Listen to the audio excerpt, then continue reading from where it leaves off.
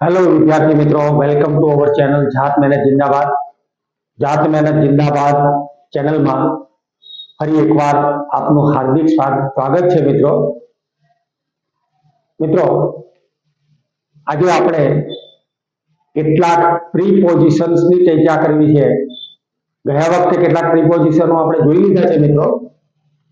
એમાં પ્રીપોઝિશન વચ્ચે કયા કયા તફાવતો હોઈ શકે, કયા સમયે કયા પ્રીપોઝિશનનો ઉપયોગ કરવો એની વિગતવાર ચર્ચા એ આપણે અગાઉના વિડીયોમાં કરી છે। જે વિડીયો તમને ડિસ્ક્રિપ્શન લિંકમાં જોવા મળશે મિત્રો। આજે પાર્ટ 2 માં બીજા કેટલાક પ્રીપોઝિશનની આપણે ચર્ચા કરીએ છીએ મિત્રો। તો આ રહ્યા આપણા પ્રીપોઝિશન્સ। એમાં સ્થળ સૂચક શબ્દો જે છે એવા શબ્દોમાં પ્રથમ શબ્દની શરૂઆત કરીશું મિત્રો with થી। તો આવો મિત્રો આ વિડીયોને આપણે અંત સુધી જોઈએ અને દરેક પ્રીપોઝિશન્સમાં કેવી રીતે વાક્ય રચનામાં એનો ઉપયોગ કરવો એ ધ્યાનપૂર્વક નિરીક્ષણ કરીએ।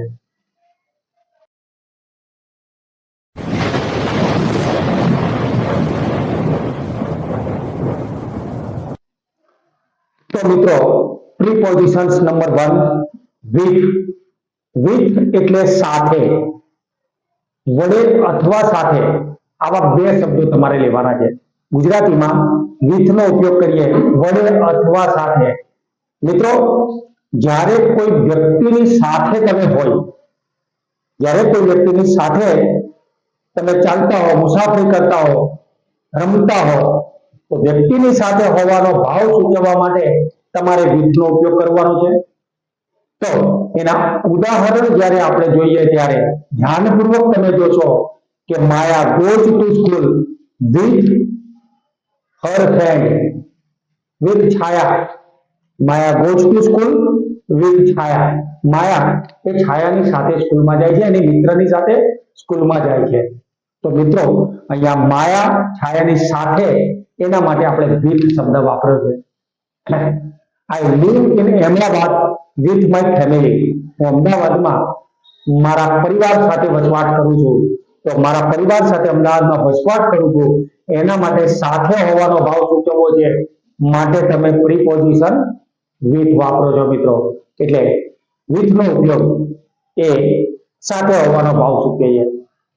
મિત્રો જ્યારે with એટલે કે કોઈ વસ્તુ વડે તમે કાર્ય કરતા હોય, હું લખોટી રમું છું આવું આપણે ગુજરાતીમાં બોલીએ છીએ।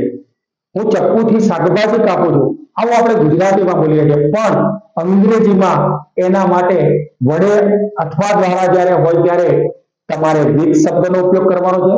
એટલે કે કોઈ પણ વસ્તુથી કાર્ય કરવાનું હોય ત્યારે પણ તમારે with નો ઉપયોગ કરવાનો છે મિત્રો। જેવી રીતે કે Anju writes with her pen। Anju તેની પેન દ્વારા લખે છે। તમે સ્ક્રીન પર જુઓ મિત્રો, તો અંજુ તેની પેન દ્વારા લખે છે, પેન વડે લખે છે, પેનથી લખે છે। ગુજરાતીમાં આપણે આ રીતે બોલી શકીએ। તો અંગ્રેજીમાં એના માટે પ્રીપોઝિશન એટલે કે નામયોગી અવ્યય એ with વપરાય છે। મિત્રો the children are playing with pebbles। બાળકો લખોટીઓ સાથે રમી રહ્યા છે। લખોટીઓ રમી રહ્યા છે એવું આપણે ગુજરાતીમાં બોલીએ છીએ, પણ અંગ્રેજીમાં તમારે લખવાનું હોય ત્યારે તમે આ રીતે બોલશો કે બાળકો લખોટીઓ રમી રહ્યા છે। તો the children are playing with pebbles।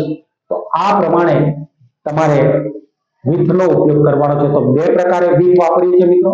સૌપ્રથમ તો કોઈની સાથે હોવાનો ભાવ સૂચવવા અને કોઈક વસ્તુ દ્વારા કાર્ય કરવા માટે। તો અહીંયા આપણે with વાપરીશું। હવે એવો જ એક શબ્દ છે by, અને by નો ઉપયોગ પણ દ્વારા થાય છે। મિત્રો અગાઉના વિડીયોમાં આપણે જોયું છે કે જ્યારે તમે ખુલ્લા વાહનમાં ગતિ કરો છો ત્યારે on વપરાય છે, અને એવું આપણે ચર્ચા કરી છે। અહીંયા આપણે જોઈએ કે જ્યારે તમે બંધ વાહનમાં મુસાફરી કરતા હો, બંધ વાહન એટલે કે જે બંધ બોડીનું વાહન છે એની અંદર તમે મુસાફરી કરતા હો, બસ છે, કાર છે, ટ્રેન છે, પ્લેન છે, તો એમાં તમે મુસાફરી કરતા હો ત્યારે તમારે by શબ્દનો ઉપયોગ કરવાનો છે। કરણ goes to school by bus। એટલે કે કિરણ બસ દ્વારા સ્કૂલમાં જાય છે, વાહન દ્વારા સ્કૂલમાં જાય છે। બંધ બોડીની જ્યારે વાહન હોય ત્યારે તમારે by શબ્દ વાપરવાનો છે। તો તો કિરણ goes to school by bus. એ જ રીતે Maganbhai went to Baroda by train.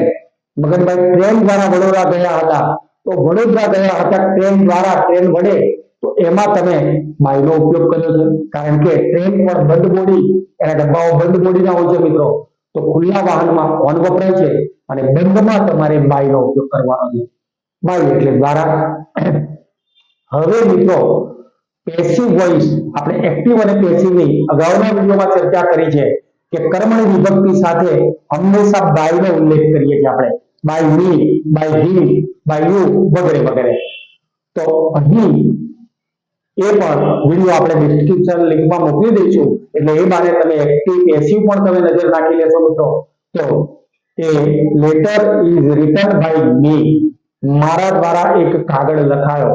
I write A letter, એ મેં કાગળ લખ્યો, એના બદલે આપણે આ રીતે પણ લખી શકીએ કે મારા દ્વારા કાગળ લખાયો. તો એ letter is written by me. The tiger is killed by the hunter, તો વાઘ એ શિકારી દ્વારા મરાયો, તો the tiger is killed by the hunter. તો આ પ્રકારે તમારે by નો ઉપયોગ કરવાનો છે, એટલે કે કર્મણી વિભક્તિમાં પેસિવ વોઇસમાં એમાં તમે by વાપરશો. તો by પણ બે અર્થમાં લેવાનું છે. એક દ્વારા, કોઈ વસ્તુ દ્વારા, કોઈ બંધ વાહન દ્વારા તમે જતા હો ત્યારે વાપરીશું, અને જ્યારે પેસિવ વોઇસમાં તમારે એનો ઉલ્લેખ કરવો હોય ત્યારે પણ by વાપરશો, તેના દ્વારા, જેને આપણે કર્મણી વિભક્તિ ગુજરાતીમાં કહીએ છીએ મિત્રો. હવે ટુ એટલે જ્યારે ચોક્કસ વસ્તુ કે વ્યક્તિ એક ચોક્કસ સ્થળ તરફ ગતિ કરે, ચોક્કસ સ્થળ તરફ ગતિ કરે, તો એ ગતિનો ભાવ સૂચવવા માટે તમારે ટુ નો ની તરફ એવો ભાવ સૂચવવા માટે, ટુ નો અર્થ થાય છે ની તરફ, તો ની તરફ એવો ભાવ સૂચવવા માટે આપણે TO2 વાપરીએ છીએ, TWO2 નહીં, TWO2 નહીં, TO2. હવે અહીંયા આપણે લઈએ છીએ કિરણ goes to school, ઉપરના વાક્યને તમે કાપીએ ત્યારે કિરણ સ્કૂલ તરફ જાય છે, સ્કૂલમાં જાય છે. આ મા શબ્દ છે એટલે ઇન નહીં આવે, અંદર સ્થિર નથી, એની તરફ એની ગતિ ચાલુ છે. તો કિરણ goes to school. એ જ રીતે ઉપરના વાક્યમાં હતું મગનભાઈ went to બરોડા, મગનભાઈ એ બરોડા જઈ ગયા હતા, તો ત્યાં તમારે ટુ નો ઉલ્લેખ કરવાનો, એટલે કે ગતિનો ભાવ તમારે જ્યારે સૂચવવો હોય ત્યારે આપણે પ્રિપોઝિશન. હવે મિત્રો નિયર એટલે નજીક, નિયર એટલે નજીક. જ્યારે કોઈ ચોક્કસ વસ્તુ કે વ્યક્તિ કે પદાર્થ બીજી કોઈ વસ્તુ કે વ્યક્તિ કે પદાર્થની બાજુમાં, નજીક હોય, પાસે હોય, તો એવો ભાવ સૂચવવો હોય ત્યારે તમારે નિયર નો ઉલ્લેખ કરવાનો છે મિત્રો. જેવી રીતે કે my school is near the post office, મારી શાળા એ પોસ્ટ ઓફિસની બાજુમાં છે, નજીકમાં છે. એવી જ રીતે Manu is standing near the bus stop, Manu એ બસ સ્ટોપની, બસ થોભોની નજીક ઊભો છે, તો ત્યાં આપણે નેક્સ્ટ નો ઉપયોગ કરીએ છીએ મિત્રો. એટલે સોરી, નિયર નો ઉપયોગ કરીએ છીએ. નિયર એટલે નજીક, પાસે હોવું અથવા નજીક હોવું. હવે નેક્સ્ટ એટલે નજીકનો ક્રમ. નિયર એટલે નજીક, પાસે કોઈ વ્યક્તિ હોય ત્યારે આપણે એને નિયર કહીએ છીએ, પણ એક પછી બીજું હોય, એટલે કે ક્રમ જ્યારે દર્શાવવો હોય, જ્યારે ક્રમનો ઉલ્લેખ કરવો હોય ત્યારે તમારે નેક્સ્ટ શબ્દનો ઉલ્લેખ કરવાનો છે મિત્રો. નિયર અને નેક્સ્ટમાં આ તફાવત યાદ રાખો. નિયર એટલે બાજુમાં છે, પાસે છે, પણ નેક્સ્ટ એટલે પછીનું, પાસે છે મતલબ પછીનું, એના પછીનું તરત જ ક્રમ, જ્યારે ક્રમમાં દર્શાવવું હોય ત્યારે આપણે નેક્સ્ટ નો ઉલ્લેખ કરીએ છીએ. એટલે કે નેક્સ્ટ એટલે નજીકનો ક્રમ અથવા તો પછીનું. જ્યારે વ્યક્તિ કે વસ્તુ, ચોક્કસ વ્યક્તિ કે વસ્તુ, કોઈ વ્યક્તિ કે વસ્તુની બીજી વ્યક્તિ કે વસ્તુની પછીના ક્રમમાં જ્યારે દર્શાવવું હોય, એના પછીનો ક્રમ દર્શાવવો હોય, તો ત્યારે તમારે નેક્સ્ટ વાપરવાનું છે મિત્રો. જેવી રીતે Kanu is standing near the, next to Manu, Kanu is standing next to Manu. Kanu એ મનુની નજીક ઊભો છે, એના પછી ઊભો છે, એના પછી મનુ છે, કનુની પછી મનુ છે. આવો ક્રમ આપણે દર્શાવીએ છીએ, અને ક્રમ દર્શાવવો હોય ત્યારે next વાપરશું. we will learn this next period. આપણે આવતા પીરિયડમાં બીજા પ્રિપોઝિશન જોઈશું. તો આવતો પીરિયડ એટલે કે નજીકનો પીરિયડ, નજીકનો ક્રમ દર્શાવે છે, તો નજીકનો ક્રમ દર્શાવે છે માટે ત્યાં પણ શું વાપરીએ? તો નેક્સ્ટ વાપરીએ. મિત્રો બિસાઇડ એટલે બાજુમાં, અહીંયા બિસાઇડ્સ લખ્યું છે, તમારે બિસાઇડ સમજવાનું છે. એ વિચારજો, બિસાઇડ એટલે ઉપરાંત, પણ બિસાઇડ પ્રિન્ટિંગ ભૂલ છે મિત્રો. તો બિસાઇડ એટલે બાજુમાં. જ્યારે કોઈ વસ્તુ કે વ્યક્તિ કે પદાર્થ બીજી વસ્તુની બાજુમાં હોય, એની હયાતી બાજુમાં દર્શાવ્યું હોય, ત્યારે તમારે બિસાઇડ નો ઉપયોગ કરવાનો છે. જેવી રીતે કે મમ્મી એના બાળકની બાજુમાં સૂતી છે, તો ત્યાં એને બિસાઇડ તરીકે દર્શાવીએ. એ જ રીતે આઈ સેટ બિસાઇડ માય ફ્રેન્ડ, હું મારા મિત્રની બાજુમાં બેઠો છું. The mother is sleeping beside Har child, બાળકના અથવા તો હર બેબી, મમ્મી એના બાળકની બાજુમાં સૂતેલી છે, તો the mother is sleeping beside Har baby. તો આ રીતે આપણે બિસાઇડ એટલે કે બાજુમાં એવો ઉલ્લેખ કરીએ છીએ. મિત્રો 6 પ્રિપોઝિશન આજે આપણે જોયું. અહીંયા આપણે પ્રિપોઝિશન નો વાસ્તવિક ઉપયોગ કેવી રીતે કરવો, તો એક સરસ મજાનો પેરેગ્રાફ આપણને અહીંયા આપેલો છે, અને એ પેરેગ્રાફમાં તમારે અલગ અલગ પ્રિપોઝિશન વાપરવાના છે. આ 6 પ્રિપોઝિશન નો ઉપયોગ અહીંયા થયેલો છે મિત્રો. તો એને યોગ્ય રીતે તમારે ગોઠવવાના છે. હું બોલીશ એ પહેલા તમારે ગોઠવી નાખવાના છે મિત્રો. અને એમને પ્રિપોઝિશન ગોઠવતા આવડી જાય એટલે સમજી લેવાનું કે આપણા આ જે માર્ક છે એ કમ્પ્લીટ બોક્સમાં પડી ગયા, આપણા ખિસ્સામાં પડી ગયા. આ માર્ક આપણે મેળવી લઈશું મિત્રો. તો પ્રિપોઝિશનને આપણે વાક્યમાં કેવી રીતે વાપરીએ છીએ ધ્યાન આપો. પહેલું વાક્ય છે આઈ વેન્ટ ટુ, મિત્રો પહેલું વાક્ય છે આઈ વોન્ટ ટુ ગો ખાલી જગ્યા બોમ્બે, ખાલી જગ્યા ટ્રેન. અહીંયા આપણને 2 ખાલી જગ્યા આપી છે, એટલે કે મારે બોમ્બે તરફ જવું છે અને ટ્રેનમાં જવું છે. તો 2 મુદ્દાઓ આપણે સરસ રીતે યાદ કરી નાખીશું મિત્રો. પહેલો મુદ્દો આપણો હતો કે બોમ્બે તરફ ગતિ કરીએ છીએ, માટે ત્યાં ટુ વપરાશે. તો પહેલી ખાલી જગ્યામાં ટુ આવે, અને બીજી ખાલી જગ્યામાં બંધ ગાડી છે, બંધ વાહન છે, બંધ ગોળીનું વાહન છે, માટે એની સાથે આપણે બાય વાપરીશું.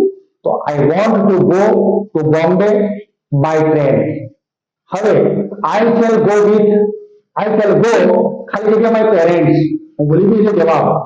તો ત્યાં તમારે લખવાનું છે આઈ શેલ ગો ખાલી જગ્યા માય પેરેન્ટ્સ, હું મારા વાલી સાથે, મારા મમ્મી પપ્પા સાથે બોમ્બે જવા ઈચ્છું છું, એટલે કે જઈશ. તો ત્યાં તમારે ની સાથે હોવાનો ભાવ સૂચવે છે, અને ની સાથે હોવાનો ભાવ સૂચવે છે માટે તમારે વિથ વાપરવાનું છે મિત્રો.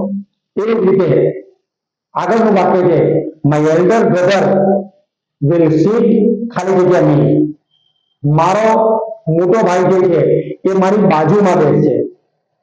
હવે મોટો ભાઈ બાજુમાં બેસે છે એના માટે તમારે બિસાઇડ શબ્દ વાપરવાનો છે. મારો મોટો ભાઈ મારી બાજુમાં બેઠો હશે. Then my father will come ખાલી જગ્યા ટુ માય મધર, મારા પપ્પા જે છે એ મારા મમ્મીના પછીના ક્રમમાં હશે. તો ત્યાં પપ્પા છેલ્લા બેઠા હશે, મમ્મી પહેલા જ હોય, તો એના પછીના ક્રમમાં હશે. તો ત્યાં તમારે ક્રમ દર્શાવતો શબ્દ છે માટે નેક્સ્ટ વાપરવાનું છે.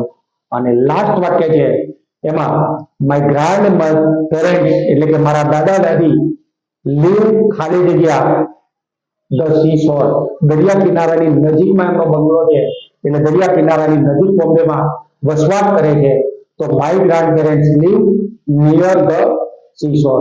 તો આ માહિતી તમને ગમી હોય તો એને લાઈક, શેર અને સબસ્ક્રાઇબ કરવાની છે મિત્રો. અને દરેક પ્રશ્નો વિગતવાર આપણે તૈયાર કરવાના છે. તો હવે નવા જ વિડીયો સાથે આપણે મળીશું. ત્યાં સુધી સર્વે મિત્રોને નમસ્કાર.